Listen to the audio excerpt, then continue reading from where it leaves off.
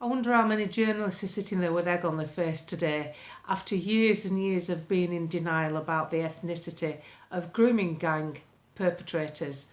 I have to use that term on here, it's a sensitive platform. Jeremy Paxman, Emily Maitlis, there's a whole list of them.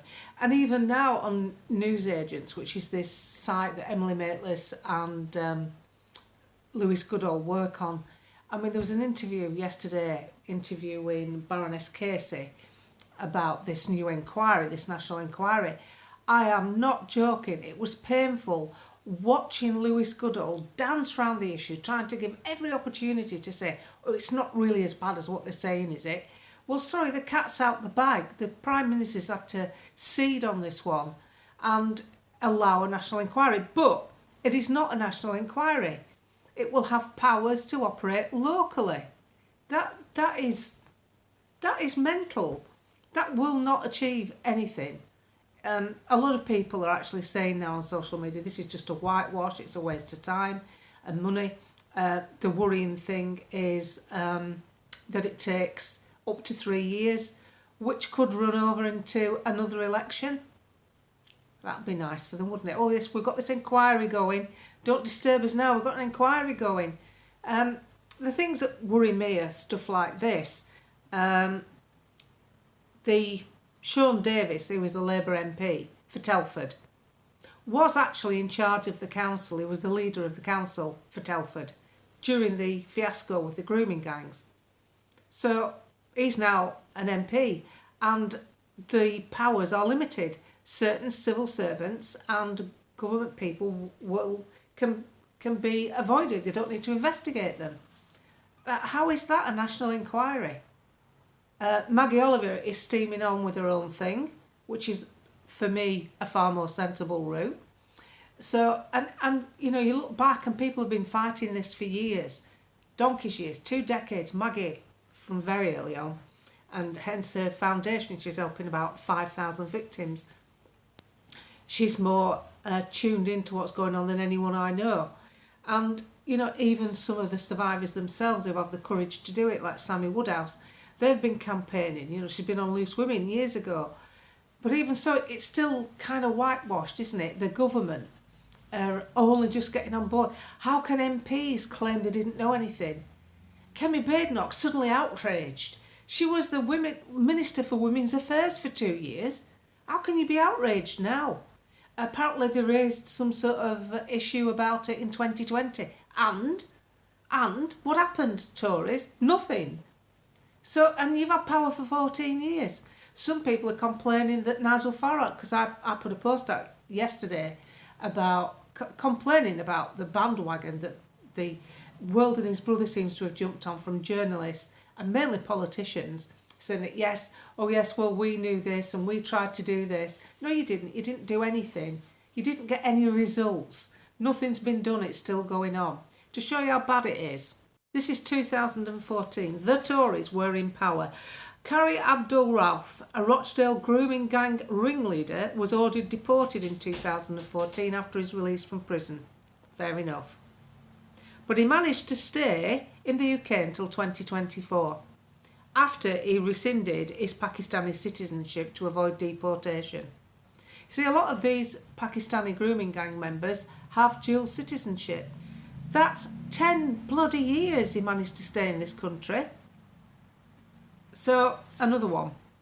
Other Rochdale gang members like Adil Khan and Abdul Aziz also faced deportation, but successfully avoided it by the removal of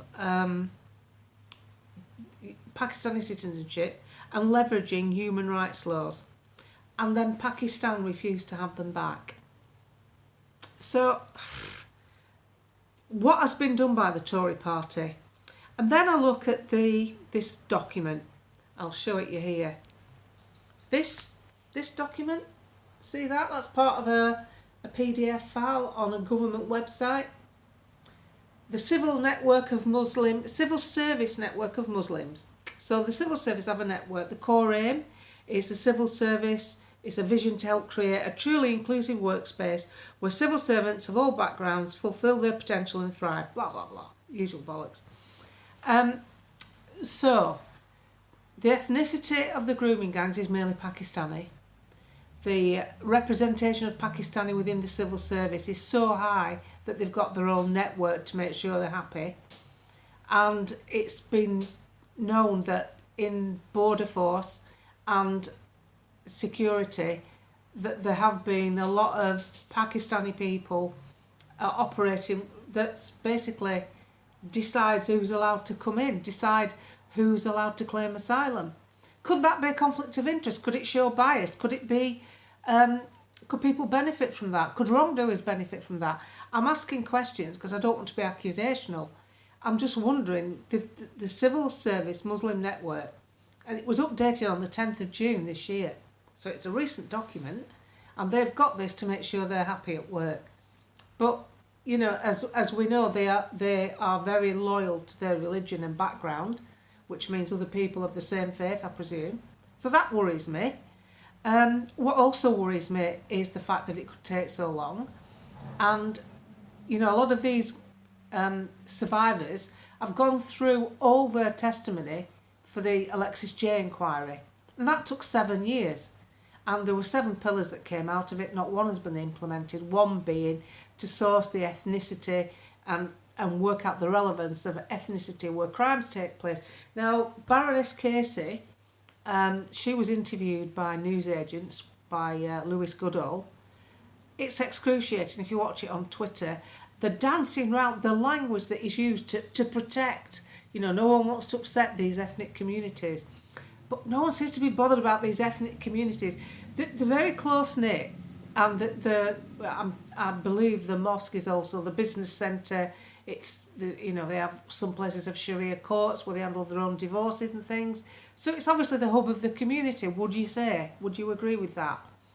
If so, why can't they recognise their wrongdoers? I'm sure they must have an idea who they are and be effective in controlling this phenomenon. I don't trust the government. I don't know about you. Tell me on the thread. Do you trust the government? Because I certainly don't. And, you know, so Rupert Law's done this inquiry, which has got a lot of publicity. You know, the people that have been honest in all this have been the public. The people that are really interested in this for the right reasons have been the public. And, of course, the survivors who have done their own campaigning, the braver ones have been out there like Sammy, doing their own campaigning, going through it all time and time again to try and make a difference. It's gone on for years, and the political elite have done nothing. They've protected their own sorry arses. I'm sorry, but they have. And people within authority figures, from the police to the councils to God knows what's gone on in Parliament, because nothing's been done, has it? And fortunately, GB News have picked up on it, one news channel. You know, it's reported on Sky News like a bloody horse race, like just the bare minimum. Starmer's been cornered and he's had to do a U-turn. But he's a lawyer and he's a clever man. What sort of U-turn has he done? What will result from this? Because I don't hold out much hope. I don't think the government inquiry will hold out much hope. I believe, it's my belief, Maggie Oliver's route will be more productive. But the good thing about this is the cat's out the bag, the publicity is out there. Publicity is everything. It keeps it going, it keeps the situation alive, it keeps it as a forefront topic.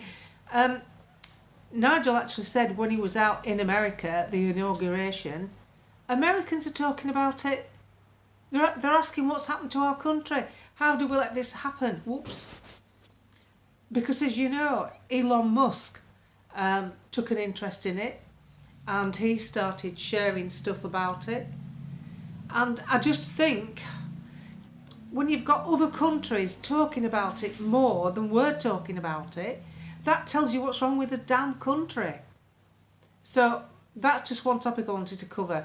And hats off, I apologise to Sammy Woodhouse yesterday because the piece I wrote was aimed at basically slapping down the Tory party predominantly and other MPs that are jumping on the back of this. The reason I let Nigel off the hook is nothing to do with being favouritism towards reform at all. The man has been talking about it since 2014. I think his earliest interview with 2012.